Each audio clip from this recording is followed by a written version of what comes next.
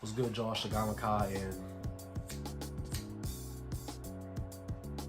this lighter represents the Phoenix Suns lighting that Lakers pack last night because they really packed them up in 6 games. And if you would have told me before the season started that the Phoenix Suns of all teams are going to beat the defending champion Los Angeles Lakers, I would have called you crazy. I would have called you stupid. I would have called you, a crazy, person for saying that. But, it really happened. And the way it happened, we don't got to get into it. Injuries are a part of the game. I'm never going to take something away from a team because, the other team had injuries. Injuries are a part of professional sports. There's always going to be injuries. You can't avoid them. There's going to be injuries that are more significant than others. But at the end of the day, all teams have injuries. But yeah, man, the way it went down, it was just really, really sad because, Anthony Davis, he tried to play last night. He tried his absolute hardest to play last night. But when you have an injury like a groin injury, it's hard for you to have the, proper mobility and the proper just, overall movement on the court for you to have a really good impact on either end for your team. So, Devin Booker blew right past Anthony Davis. It was very clear that AD was not moving how we're used to Anthony Davis moving. And after that, they made the decision to just, take him out of the game and just, make sure that he doesn't, further injure himself. It's like, is it really worth it for this one game where he has his whole career ahead of him? No.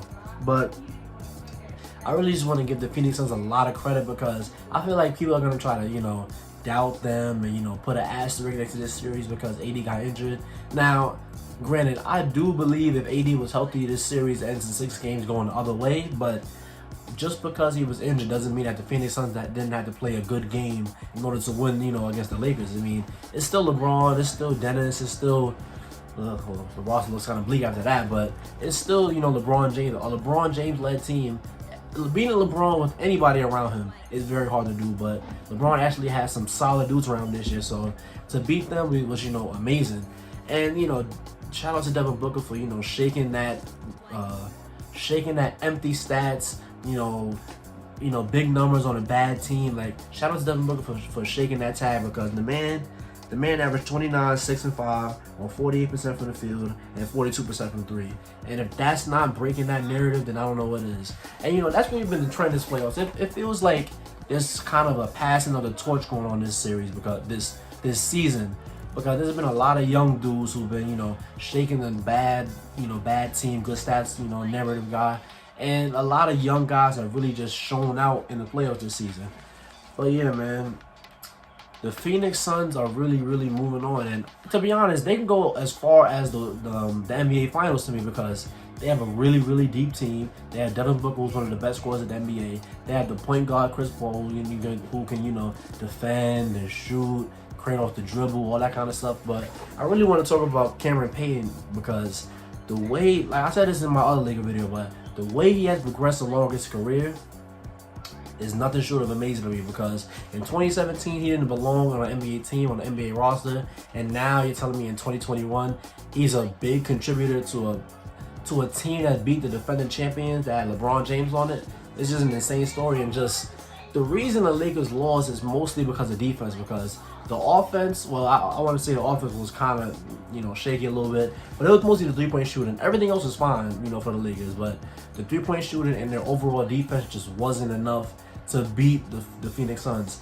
And also, the Phoenix Suns started shooting beautifully from 3 the last 2 games because the last 2 games they won was 2 blowout games, and they started shooting beautifully from 3 because Jay Crowder was hitting, Cam Johnson was hitting, Mikal Bridges was hitting, everybody was just hitting, and Devin Booker was just amazing. He had 47 points last night. I feel like I haven't really seen that talked about a whole bunch because everybody's like, oh, the Lakers lost. Oh my God, LeBron is 14-1 in the first round. He lost in the first round for the first time. But Devin Booker is not quietly, but he had 47 points in a must-win game. Because I think if this series goes 7, I don't think Phoenix has enough experience to go against LeBron and win in the game 7. But it's really, really good that they but it's really good that they were able to close this out in 6 games because, like I just said, if it goes 7, I think, LA would probably win. But yeah, man, they really just had no answer at the center spot to stop Phoenix's actions because, Andre Drummond was way too slow. Marcus Gasol is way too slow. They're letting guys like Cameron Payne, they're letting, Chris Paul, Devin Booker get to the rim whenever they want.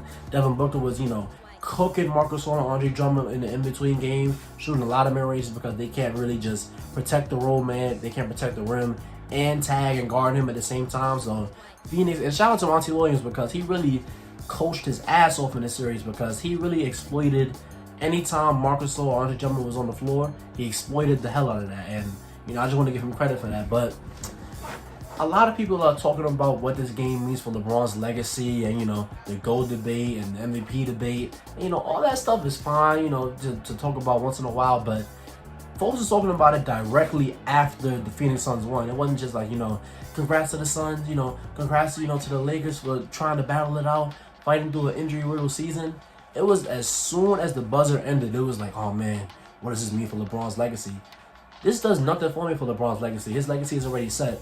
There's nothing he can do to take away from his already, existing legacy. It's very clear that he's one of the greatest players of all time. All he can do from now on is add to it. And with the whole MVP thing, I saw, what's that girl's name? Joy Taylor.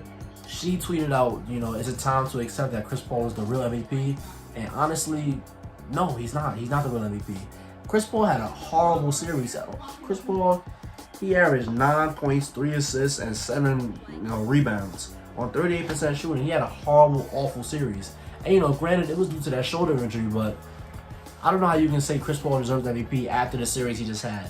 Now, granted, last night he did, have a bunch of, clutch fourth quarter mid-range shots, which he's known to do. But overall in this series, it was the Devin Booker show. And DeAndre Ayton had a really, really good game because, not a really good game, a really good series. The man averaged 15 and 10 on 79% shooting. He really just wasn't missing.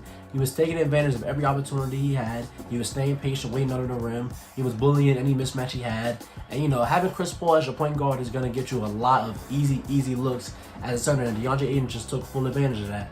So, yeah, man, I'm really, excited for the rest of the playoffs. At first, I was a little thrown off because for LeBron to not be in the playoffs is really, really insane. But I'm really excited for the rest of these playoffs, man. It could be the Bucks winning the finals, the Suns, it could be the Jazz, it could be the Nets. There's just so many options this season, and we haven't had the West wide open like this for a very, very long time. So, it's gonna be exciting to see. But yeah, man, to answer the question in the title, the reason the Lakers lost is because they could not hit threes. Anthony Davis got injured, and they just could not guard Phoenix's actions. Phoenix was too fast for them, and Phoenix's shooting became too much for the Lakers to, really handle. But yeah, man, let me know what you think in the comment section down below, and if you see it there in this video, thank you. Don't forget to like, comment, and subscribe, and I'll see you on the next one.